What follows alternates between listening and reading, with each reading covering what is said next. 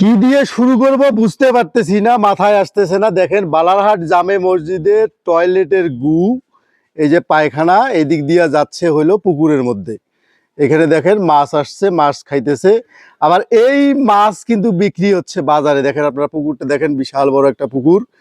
হ্যাঁ, এই যে এত বড় একটা পুকুরে বালারহাট জামে মসজিদের এই যে টয়লেট, এই টয়লেটের সমস্ত পায়খানা এদিক দিয়ে পাইপ দিয়ে এখানে আসতেছে, এখান থেকে সরাসরি চলে যাচ্ছে পুকুরে।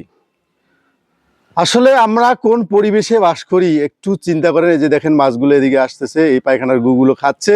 এই মাছ আবার মাঝিরা বাজারে বিক্রি করতেছে, আমরা কিনে খাইতেছি।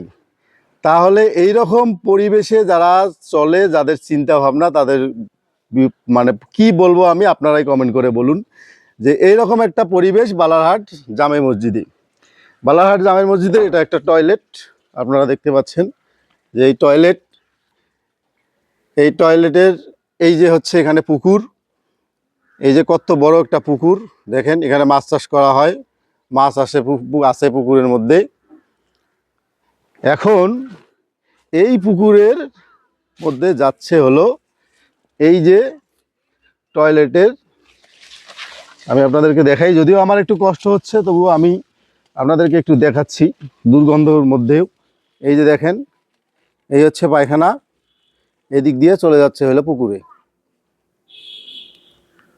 এখন আপনারা আপনাদের বিবেক দিয়ে বিচার করেন যে এই পুকুরের মাছ যে মাঝি বিক্রি করবে বাজারের মধ্যে, বা সেই মাঝিকে বাজারে বয়কট করা উচিত। সেই মাঝির কাছ থেকে কোনো মাছ কেনা যাবে না। এত বড় একটা পুকুর, সেই পুকুরের মধ্যে চলে যাচ্ছে বাজারের কেন্দ্রীয় জামে মসজিদের টয়লেটের গু, যেগুলো মাছ খাচ্ছে, তারপরে আমরা খাবো। এখন কথা হচ্ছে, কেন্দ্রীয় জামে মসজিদে অনেক বড় বড় লোক থাকে, কমিটিতে অনেক বড় বড় লোক আছে। তারা কি এটা দেখে নাই যে এইভাবে একটা টয়লেটের পায়খানা পুকুরের মধ্যে যাচ্ছে, আর সেগুলো বাজারে, সেই মাছ বাজারে বিক্রি হবে, মানুষ খাচ্ছে? তো এটা কি কমিটির মধ্যে চোখে পড়ে নাই? অবশ্যই পড়ছে। তারা কেন কোনো ব্যবস্থা নিল না? আপনারা কমেন্ট করে জানাবেন।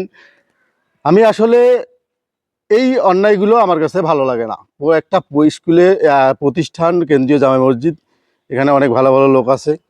এই যে একটা টয়লেটের গু পানির মধ্যে যাচ্ছে, মাছ খাচ্ছে। সেই মাছ আবার মাঝিরা ধরতেছে, বাজারে বিক্রি করতেছে, আমরা কিনে খাইতেছি। তার মানে আমরা কি খাইতেছি প্রশ্ন আমার সবার কাছে। আপনারা কমেন্ট করে জানাবেন যে আমরা কি খাইতেছি এই পরিবেশ অবস্থায়। তো সবাই ভালো থাকবেন, আমার জন্য দোয়া করবেন। আল্লাহ হাফেজ।